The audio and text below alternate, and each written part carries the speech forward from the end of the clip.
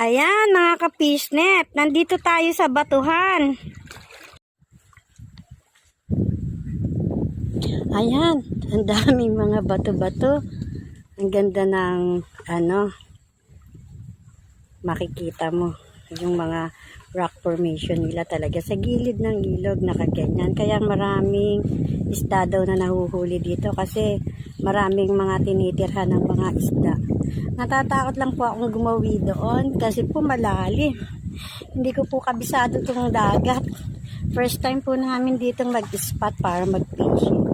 Ayan po, ang ganda ng tanawin. Dito po yan sa Bataan. Sa Bagak. Bataan. Magpipishing po kami. Marami rin pong nangingisda. Ayun po sila, Kaya lang mga nakalusong po sa tubig, Kami po hanggang dito lang sa mga gilid-gilid. Takot po kaming gumitna sa dagat. Antabayanan po natin kung makakahuli tayo. Dito lang muna tayo sa mga gilid-gilid ng bato. Ayan ang huli niya, palos.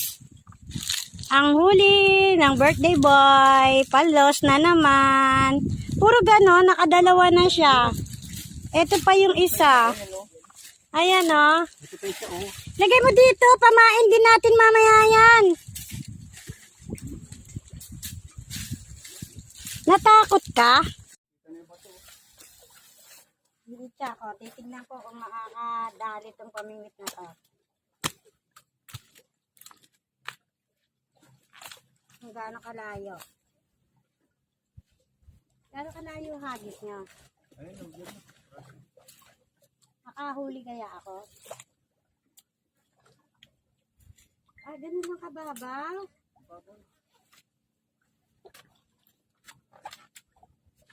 Ika mo nga sila hanggang bewang lang.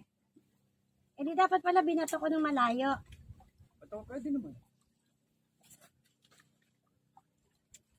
Okay. Ayan na. Naku po. Ano yan? Ha? Ano to? Hala! Parang siyang tae. Nakapulupot na tayo. Nakapulupot? Hirap na hirap siyang tanggalin yung nahuling palos. Ayan Pumulupot ng gusto. Pupulupot talaga yan. Gara. Huli na yan, galunggong ba yan? May isda yan. Aha! Mag-asawang to, puro huli. Kami, puro aat. Daming ganyan na. Talagang sinuswerte kayo ate. Kaya pala ganun ng tunog. Hindi, yun lang. Diretso. Nakailan na? 3 na ata yun. Anong klaseng isda yan? Laki ng lulo niya, Ayun ang huli namin. Ahas. Hindi. Ano yan? Eel. Palos. Ere mga huli namin. Kalaking nito. Palos. Yeah, kalaking palos niyan. Ito naman Grouper.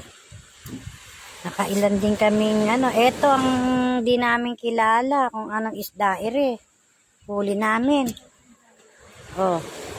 Huli ng mga kapisnet nyo pala. Ano kayang isda nakanganga pa. Tapos may mga ganito kaming huli. Ganiring huli. Sino nakakakilala din Etong maliit na to. Yung huli ba ni Edgar nandini na? Ayun.